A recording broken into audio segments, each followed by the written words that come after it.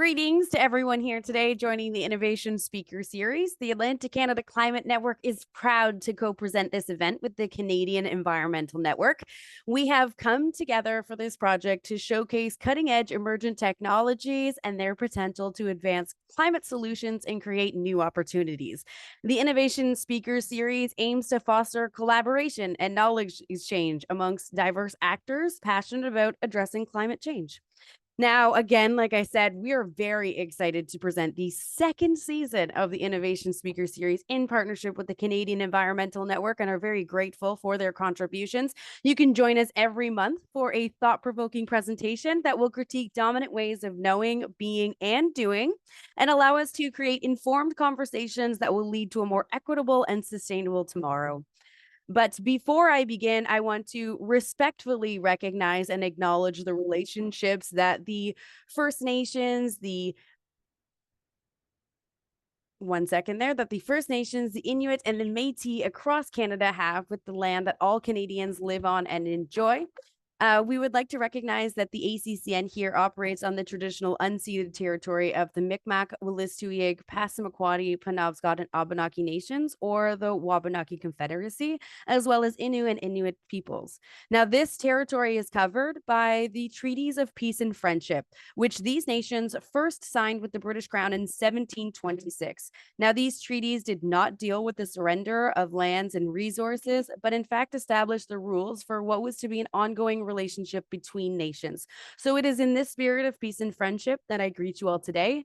And it also reminds us that each of the 634 First Nations communities, the 53 Inuit communities, and the 8 Métis settlements, well, they all have a very unique historical, cultural, spiritual, and environmentally sustainable connection to the land that their people and ancestors have inhabited since time immemorial. So while we were here, I would love to encourage all Canadians and visitors to these lands to learn about and regularly acknowledge the historical and current relationship that exists between the unceded land on which we live and work and the First Nations, Inuit, and Métis. And we also encourage all Canadians to consider how they can personally contribute to Canada's reconciliation with Indigenous peoples. Today, we are thrilled to welcome Vikram Iyer and Maria Murphy from Bloom Funding. I have my cord wrapped around me here. I'm enthusiastic for this one because these environmental and social sustainability experts bring a wealth of experience and knowledge to our conversation today. Vikram, with his background in biological and social sciences, is passionate about reimagining sustainability practices. And Maria, of course, drawing from her work in climate justice, emphasizes the interconnectedness of environmental and social dimensions. Together, they'll dive into the essential relationship between environmental and social sustainability, highlighting how they're inextricably linked. And we'll explore how the most effective sustainability strategies incorporate both of these aspects. So I'm very excited to pass it over to Vikram and Maria as they will also be introducing New Metric, a groundbreaking assessment tool designed to help businesses measure, improve, and enhance their social and environmental impact. This was developed in partnership with the Decency Foundation and addresses a crucial gap in resources for small and medium-sized businesses. But I don't want to let the cat too much out of the bag. So without further ado, I would love to pass it over to Maria and Vikram. Thank you so much for you joining us today. And with all gratitude, we look forward to your presentation. Thanks, Ashley. We're really pumped to be here. And before we get started, maybe I'll share just a little bit about where situating us in this work, where we came from, and how we've come to approach sustainability as this crucial interdependent relationship between the social and the environmental. So we're going to be sharing some of the metrics and solutions that we've developed that are more comprehensive than existing ESG indicators, do a lot more than what's typically focused on in financial investments, and indicators that don't always fully integrate and balance that environmental and social impact piece. We'll be zeroing in on a few of the sustainable development goals today, but are excited to talk about more in the Q&A if you have questions. So a little bit more about where this work originated. So this project started with an organization called the Decency Foundation. It's a nonprofit based out of Pennsylvania and New Jersey. And it first was involved in helping small dairy farmers in New Jersey who were really struggling in the face of, corporate conventional factory farming practices, huge conglomerates that were preventing farmers from, resowing their seeds, lots of different barriers that have come up for farmers. And so the Decency Foundation was invested in helping dairy farmers integrate their verticals, help them figure out more sustainable processing and distribution methods, and implement regenerative farming practice also. So that's how this project started. It was all around dairy farming. And crucially, they use some social sustainability metrics as well as environmental sustainability metrics to improve how these farmers were running their organizations. And here are a few of the partners that first worked with the Decency Foundation that have been working on these circular farming systems. And doing really incredible initiatives. I mean, farm to table stuff, promoting local food systems focused on nutrition and ecosystem preservation, the humane treatment of animals, in direct opposition to a lot of typical corporate agricultural practices in the US. And so as part of their work, they developed this comprehensive metric to measure and balance aspects of both environmental and social sustainability. And what they realized is that they were sitting on something really important that they wanted to make more widely applicable to other industries and sectors. And so that's where Bloom came in.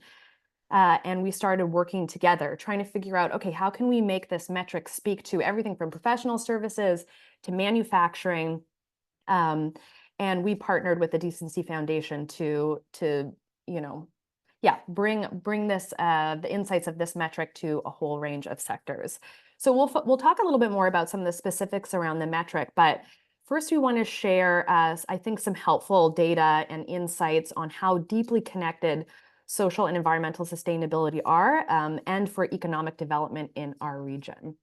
So we're going to get to some of the data points, and then we'll talk about new metric. So a few insights that we've been finding over the last year, again, focusing on the deeply entwined relationship between social and environmental sustainability, is that sustainable development, thinking about those UN SDGs, is really contingent upon economic development that's informed by business ethics, by decent work. That's something we've worked on a lot with the foundation. And here are some of our findings. So 3 in 4 employees experience workplace burnout at least sometimes in North America. And 38% would not accept a job if the business, oh, apologies for that typo, didn't align with their social and environmental values. 37% would not accept a job with an organization if it wasn't making a proactive effort to improve its diversity and equity. And 35% wouldn't accept a job if the organization wasn't making a proactive effort to become more sustainable. So what we're seeing is that, if we're talking about economic development, we need to also talk about that social impact component of employees. And finally, my favorite little piece of data, one of the leading indicators of employee well-being is a sense of belonging at work. So those are some of the stats from some Gallup polls and the Randstad's global study on workers that inform how we developed this metric, how we wanted to make sure that employers and employees were getting that alignment on the social sustainability. And also a few more pieces on the environmental side from Vikram. Yeah, as for the environmental side, in terms of implementing green or environmental sustainability measures, there have been surveys conducted mainly by Stats Canada on Canadian businesses that show that nearly 2/3 of businesses did not have a plan to introduce any new environmental measures over the next year. And we believe that environmental sustainability is a very much ongoing and iterative process and not just something that can be one and done. So it's a bit troubling. Most companies are able to implement some kind of environmental measures, especially in terms of like waste reduction policies, maybe recycling, composting, and so on. But there's been very low adoption for green manufacturing and shipping and supplier sourcing practices. A lot of companies, 1/3, say that they are facing financial constraints and they're worried about offsetting the cost of sustainability onto the customer. But we believe there's a lot of cost-effective environmental solutions that companies might not even be aware of. And lastly, time constraints and labor limitations were reported as a barrier by nearly a quarter of the companies out there. And this is definitely understandable. It takes effort to know what practices work and when to apply them or how. And this is something that I think is a barrier that can be addressed by people like us who can really do the research and help businesses alleviate some of those concerns. And next up, I want to talk about some of the existing metrics. You might have heard about stuff like the GHG protocol, B Corp, and there's been a push to create reporting metrics and reporting systems tailored around the UN Sustainable Development Goals. We're seeing stuff that businesses can be involved in fields like clean water, affordable energy, responsible consumption and production is a big one, and climate action. And what we're seeing is that most of these metrics measure this in terms of concrete numbers and data like carbon accounting and life cycle analysis, scope 2 emissions, things that you might be aware of. But the SDGs really emphasize a sort of interconnectedness that is often not seen that clearly in a lot of these metrics. And that's something that we are trying to address. And just a little statistic about carbon metrics and reporting. 20,000 companies say they are reporting to the Carbon Disclosure Project, which is a big one. And that represents about half of the global market cap. And most of them use the GHG protocol, which is primarily a carbon assessment tool.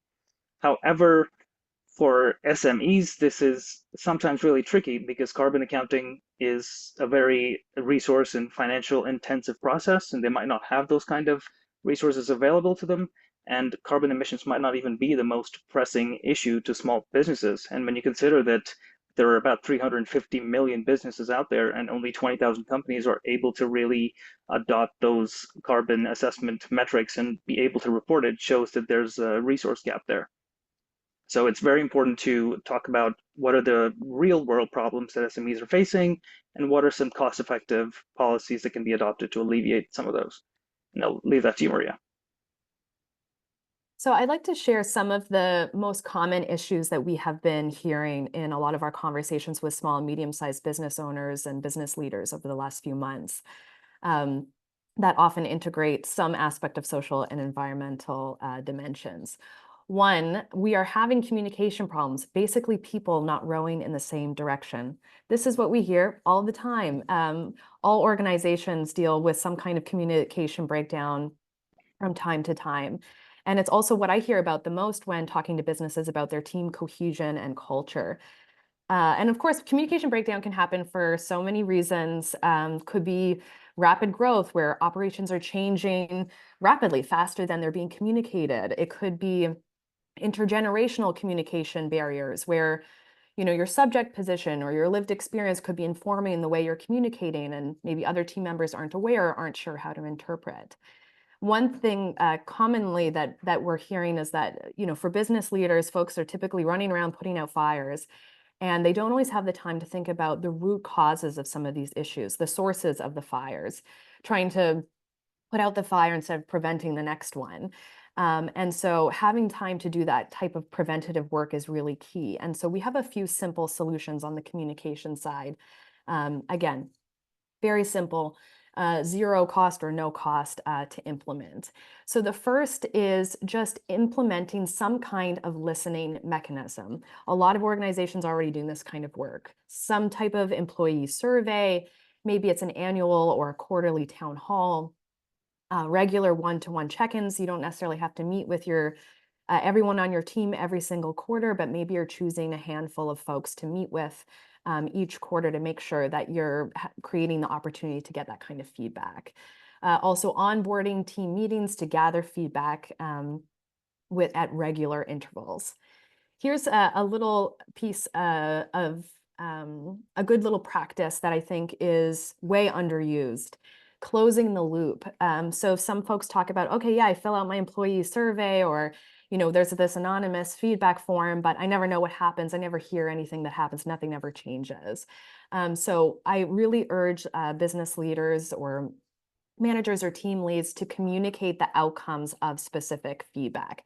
So especially if that suggestion can't be implemented at this time, you want to make sure that at least folks know that they have been heard and that their suggestion has been considered. So closing that loop is essential. And then finally, recognizing and rewarding feedback. whether that's acknowledging within your team or publicly acknowledging employees whose feedback has led to positive changes. That's going to encourage people to feel empowered to share that feedback and make sure that those changes can be made and the needle can be moved forward.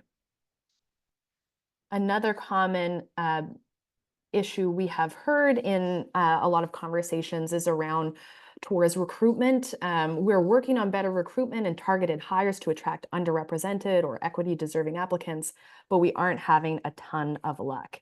And the number one insight on this front is really not so much thinking about targeting hires or recruitment, which is important, but what is the organization's genuine effort to make the organization a place where folks from underrepresented backgrounds can really thrive and do well.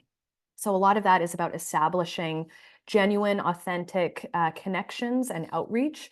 That could be partnerships with organizations that support underrepresented folks. In your hiring practices, it's about making those job ads inclusive and communicating what are you already doing as an organization towards diversity, equity, inclusion, and belonging, and how are you going to communicate that to potential hires. It's also about communicating what accommodations for employees with disabilities or specific religious practices, making sure that information is available upfront. So that, you know, if there are structural mechanisms already in place to make sure that folks are going to really thrive in their work environment, the hiring will come after. So again, you know, making sure that, you know, regardless of what your genuine motivations are, maybe it's to address the Truth and Reconciliation Commission's business reconciliation call to action, or maybe it's your genuine desire to make sure that your organization is reflecting the customers and clients or community that it serves. Regardless of that motivation, you want to make sure that the organization is already set up to support those folks and beyond entry-level positions. So what are the mechanisms in place to help folks from diverse backgrounds really succeed and advance in their efforts at work? Oh, and finally, there's so many wonderful initiatives already going on in New Brunswick and beyond around supplier diversity. So that's another great way to communicate to folks your commitment on this front is to ensure that you're already working with a diverse group of suppliers, perhaps by working specifically with minority-owned businesses. And then finally, just a couple of other snapshots to inform, you know, again, this, and I actually just heard there was a new report released on the gender pay gap. So there might be a discrepancy on some of these figures, but again, turning towards the relationship between decent work and sustainable development goal number 5, gender equality. We already know this is a very common issue that folks talk about the pay gap among women, and you know, 84 cents on the dollar is what women make for every dollar men make. And those numbers and that discrepancy increases when we talk about racialized women and women with disabilities. I think 169 years to close the economic gender gap worldwide, that may have just shifted down ever so slightly. But if current trends continue, that gap needs to be closed a lot more quickly. So those are a few of the data points that are informing the work we're doing around our social sustainability.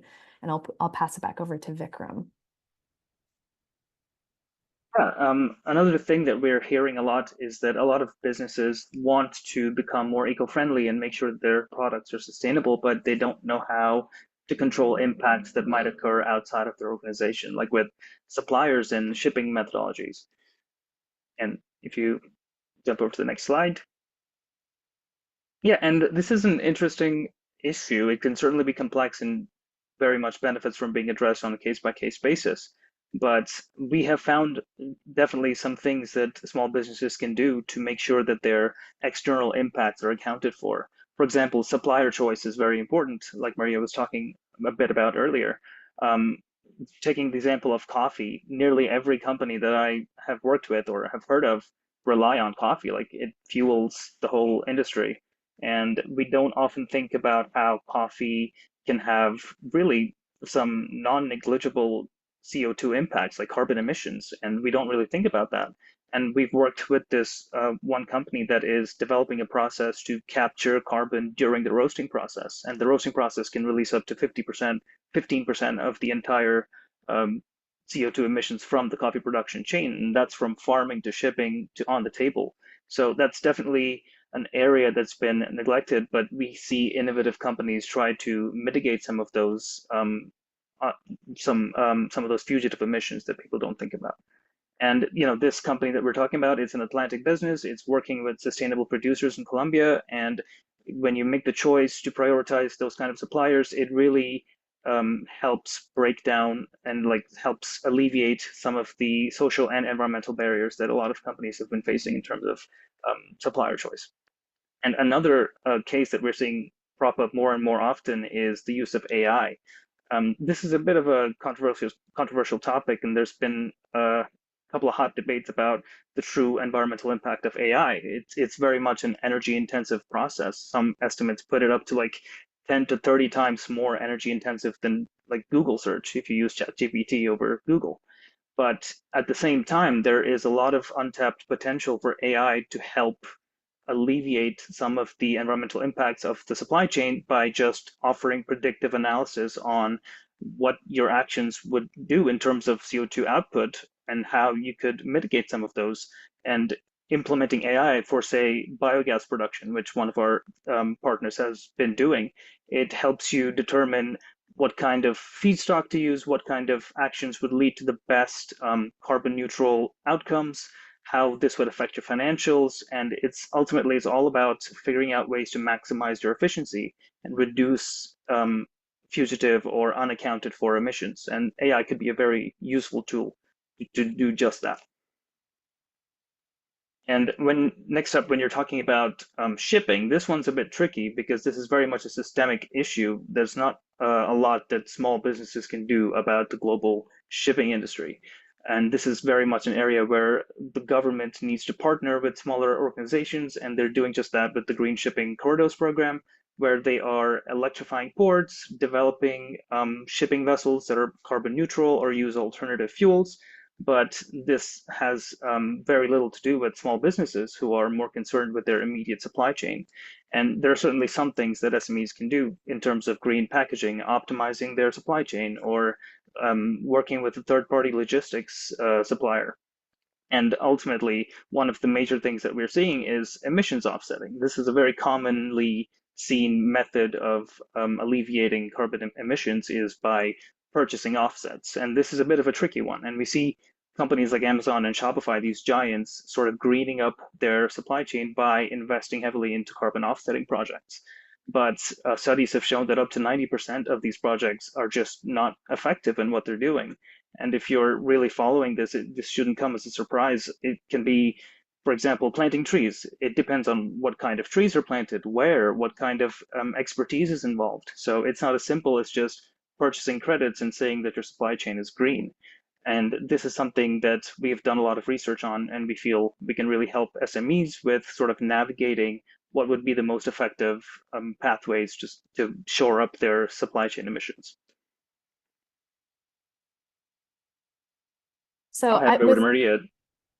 Sorry. That's all Go right. ahead. Thanks, Vikram. With that, I'd like to speak a little bit to the specifics of the metric that we have developed. So a lot of these challenges that Vikram and I have mentioned reveal, some common issues that small and medium-sized businesses aren't sure how to address. So, what does a small business owner do with the sustainable development goals in a concrete, actionable way? We've heard from countless business leaders who either don't know where to start, don't know how to track or what to track, how to measure, and how to enhance their own environmental and social impact. So this is what our metric, which we called New Metric with the Decency Foundation, this is what it measures. So it covers product or service quality and value, how you're monitoring the quality of your service or product, operations and supply chains that can do with everything from supplier diversity to stabilizing your supply chain, to figuring out ethically sourced options, communication, work conditions, and employee well-being, all around everything to do with with employee well-being is in that section. Environmental responsibility, both internal operations and external impact, and importantly, community involvement. So crucially, this metric integrates and balances both social and environmental sustainability beyond existing ESG indicators, beyond the financial metrics that primarily make up ESG indicators. And importantly, there are some ESG indicators where you can have a large fossil fuel company doing quite well on those indicators because they have maybe a wonderfully diverse board, or they have some other strong aspect of the governance aspect of ESG, and that makes up for the areas where they're falling. For us, it was really important for our metric to balance all of those indicators. So this metric features a conversion rate, basically from raw points to a normalized scale that balances the weight of various factors. So your product quality, environmental impact, operational processes and supply chains, workplace policies and best practices, community ramifications, all in order to provide a really comprehensive and holistic sense of a business's social and environmental impact. So we'll give you a couple of examples of some of the questions we deal with in our assessment. The first around decent work, which is what I'm really passionate about, or one of the things I'm really passionate about. And so in this category around employee and workplace well-being, the question is, how would you describe your company's leadership culture? And so what gets measured is how decisions are made. What are the processes and communication governance structures that help make the process by which decisions are made? So maybe we talk about collaboration is emphasized, but decisions ultimately fall to managers. We try and help organizations implement established mechanisms so that feedback from team members can be included, or help thinking even more strategically for designated folks or committees to facilitate decision making and ensure team input is actively incorporated into leadership processes. We also have questions like, do you encourage and track progress toward meeting work-life balance and/or integration for yourself and your employees? And these can be really fun solutions, everything from, tracking vacation use, making sure people are using their PTO, could be flex time or compressed work week, more creative solutions like a wellness stipend that can go to your yoga class, or it can go to maybe something else that you want to work on. We talk a lot about workplace conditions, whether that's a sensory-friendly workplace with headphones and adjusted lighting, ergonomic furniture, maybe walking or standing desks. Sometimes folks say, well, I'm not really sure how to, I would love to give so much vacation time, but I'm a small business owner. What do I do if someone leaves their role and I have to pay that out? I can't afford that. So we've talked about creative solutions like, a workplace or holiday shutdown where that, vacation time doesn't get accrued, it just gets used during that week each year. And it's a creative way for business leaders to get around some of those financial constraints to still offer some meaningful social impact policies in their workplace. And this also can be, things around emailing after hours, or making sure that bereavement or wellness policies are communicated regularly and updated regularly. Does someone from your organization reach out when an employee has lost a family member to ensure that they know what time or resources are available to them? Those are just a few of the solutions that we help organizations figure out. Again, really trying to prioritize that low cost, high impact type of policy that can really make a big difference for team morale, but doesn't necessarily create undue burden on the organization. As for the environmental measurement metrics, we've really worked to strike a balance between more traditional metrics that talk about carbon emissions and scope 1, scope 2 emissions with more forward-thinking and holistic measurement criteria. For example, we have categories that deal with resource protection and sustainable policies and participation in environmental impact resource networks. So it's more than just about your emissions in your day-to-day operations, but also about what your company is doing to partner with environmental organizations. What kind of training opportunities are there? And we do measure things like do you source your energy from renewable sources? Do you generate it yourself, or do you purchase it from a third party? And we do help organizations sort of estimate that without it just being, do your scope 2 emissions, and we'll interpret that number.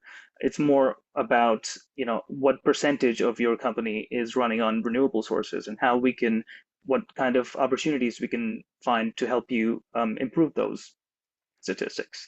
And we also talk about digital sustainability, which is becoming more and more important. Your database management policies. Do you work with sustainable data centers, and what kind of partners you have for your digital services? Whether they're local, whether they use sustainable technology, like I mentioned, those data centers, maybe smart thermostats to manage the energy efficiency of their workplace. There's a lot of things that can be talked about in terms of digital sustainability that is often neglected. And lastly, we talk about whether or not companies provide their employees with professional training in environmental initiatives. It's very much important for every member of the organization to understand their company's environmental impact and what they can do to improve it. It's also important to understand the local scene in terms of what kind of organizations are there in your local area or your industry that you can partner with. Learning about indigenous land stewardship and how we can work with indigenous advocacy groups and towards more local and tailored solutions for your context, and not just taking a measure that might work somewhere else and just applying it to your company and expecting it to work. So we really work case by case with all of our partners to make sure that multiple different sustainability measures are implemented and tracked.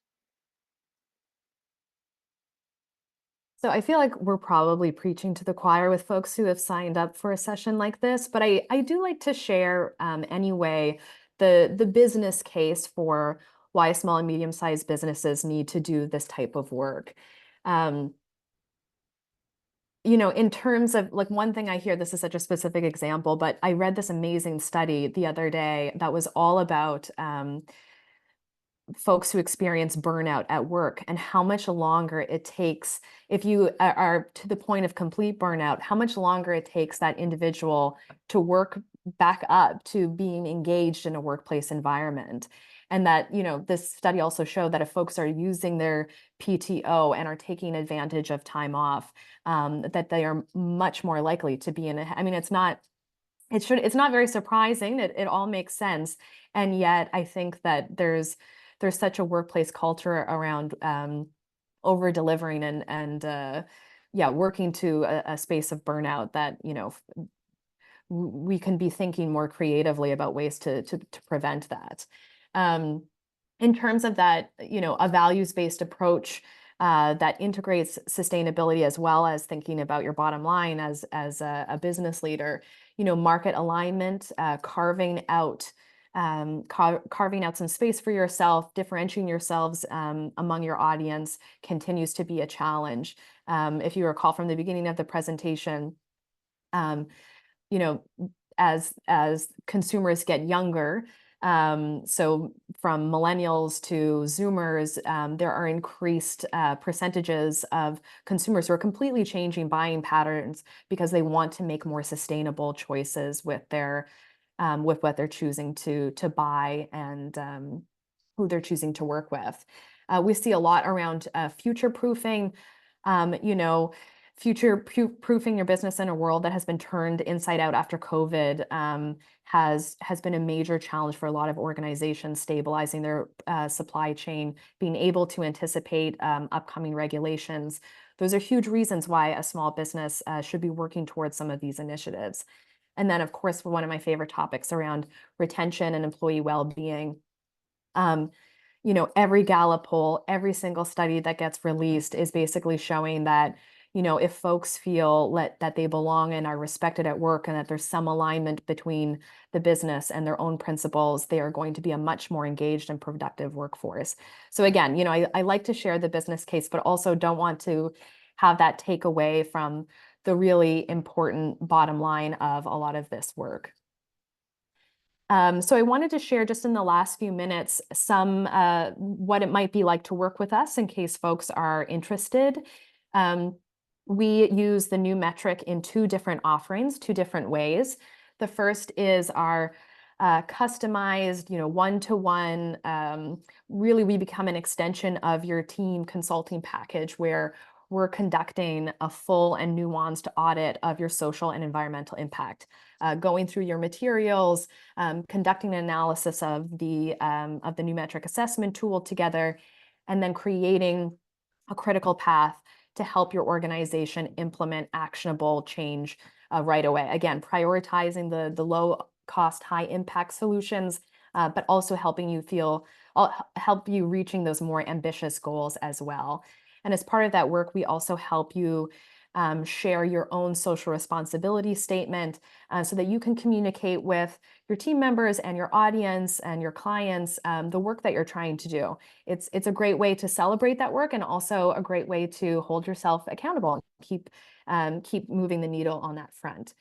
We also have recently launched a more accessible offering, which is our cohort learning opportunity that we're launching this fall, probably starting the last week of October, which is our sustainability bootcamp for small and medium-sized enterprises.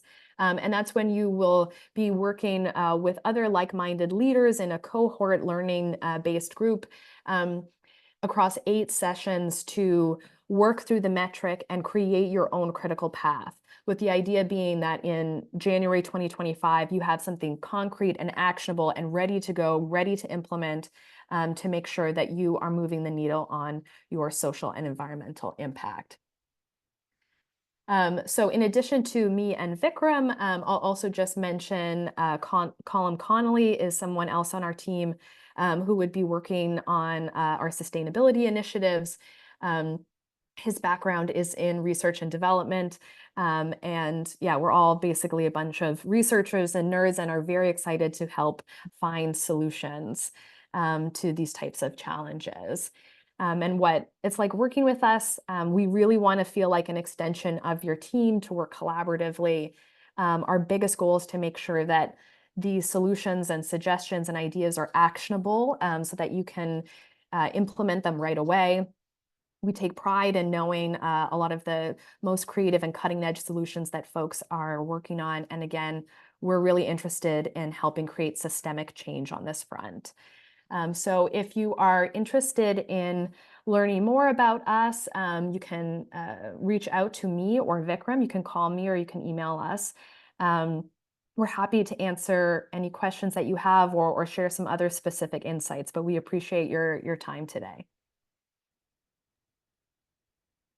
Thank you so much for that. And I just want to point out that that's a 506 number. And so it's really nice to see a local number and a local organization like this. If you have questions, please feel free to drop them in the chat, or you can unmute yourself and ask Maria and Vikram personally if you'd like.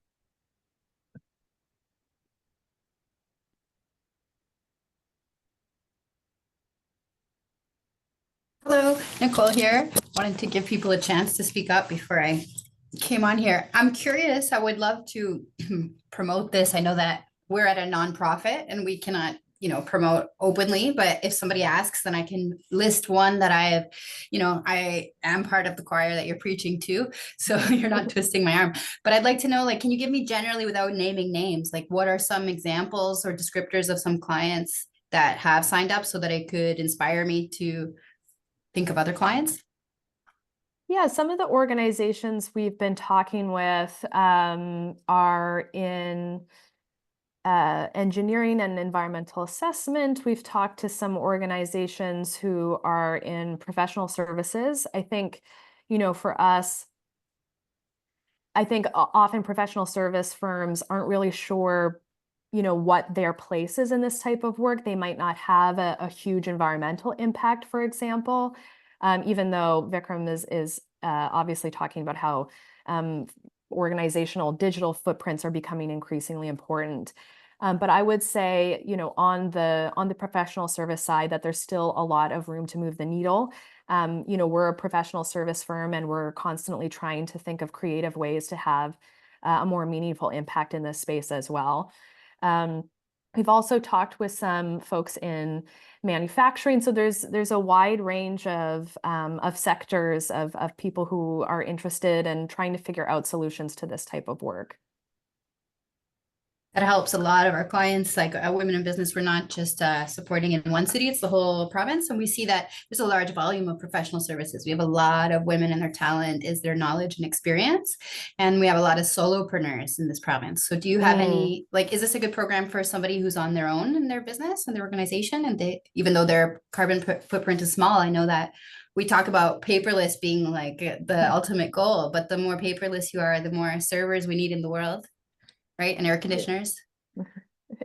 Yeah, we've been talking, Vikram and I have been talking a lot about, those exact internal contradictions and challenges.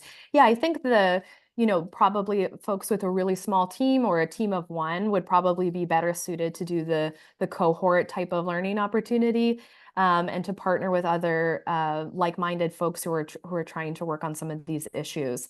I think, our one-to-one work is probably for larger organizations or organizations who might already be doing something in this space, but would like help to drive those efforts even further, or just need someone external to kind of review what's going on, and see where there might be opportunities. Wonderful. Thank you, Nicole, for the great question. Does anybody have another question?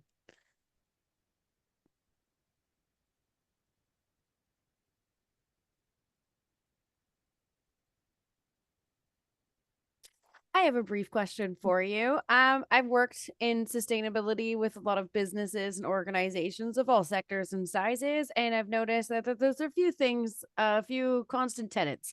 One is that even if businesses are sustainable, but they're small or medium enterprise businesses, which, by the way, make up 85% of the Canadian landscape, sometimes they're trying to obtain these certifications or international just talking points to be able to further their business. We're talking about, of course, like B Corp certification or the cruelty-free leaping bunny and all of the wonderful things that go with that.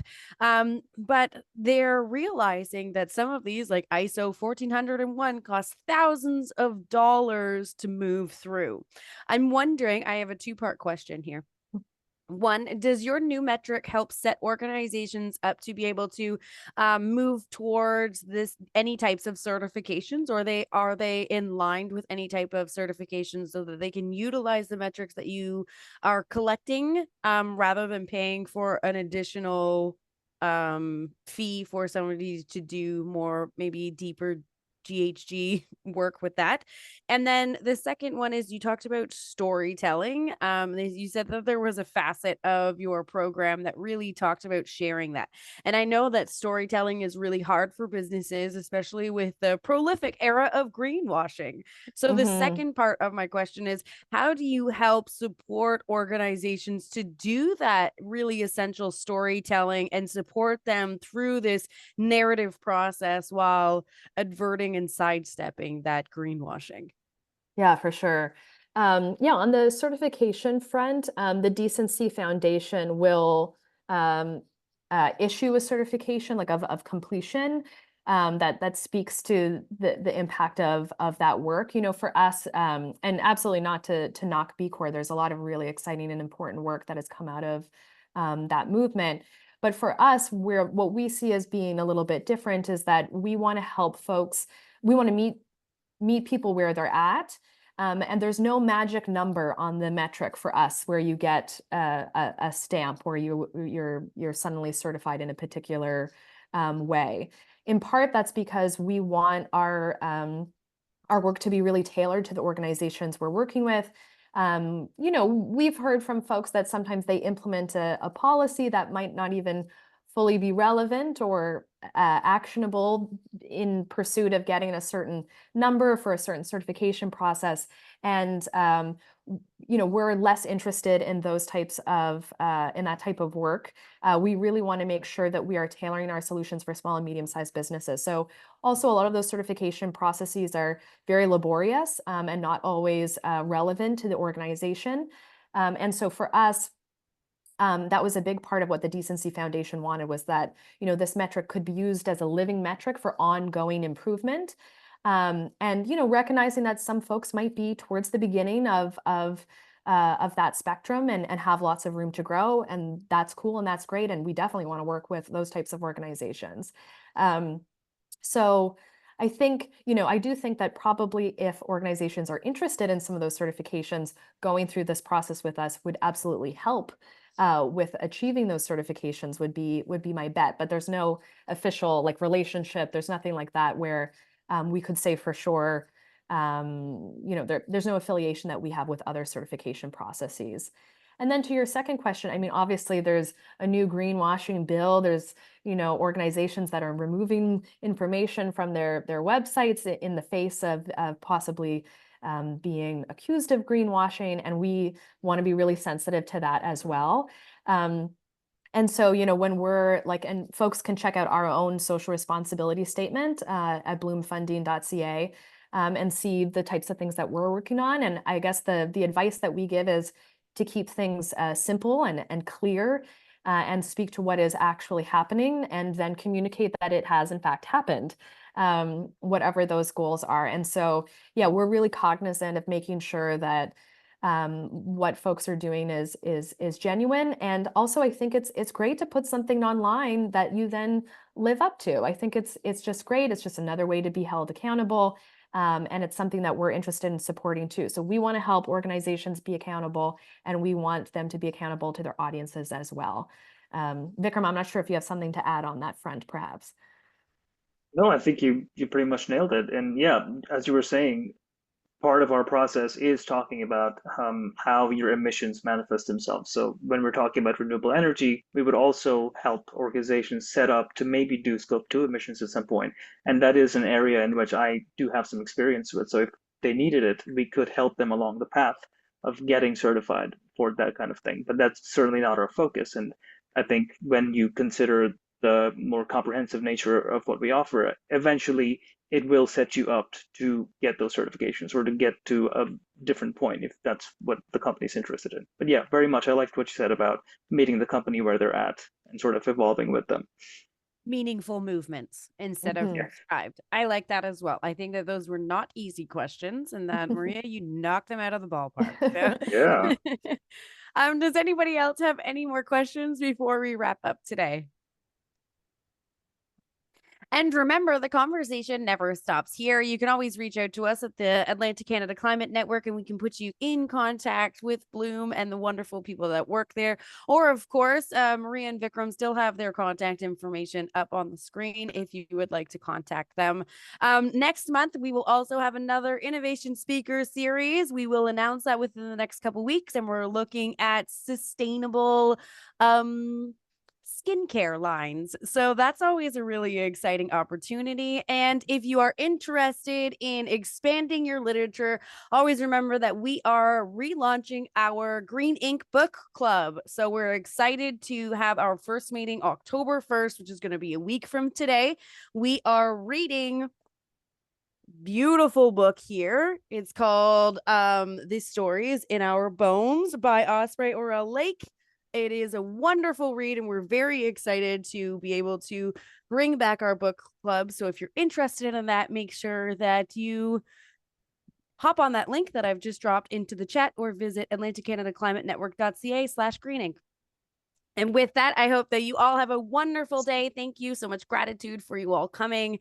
And I hope that I see you again in the future at some of our next meetings. Thanks for having us.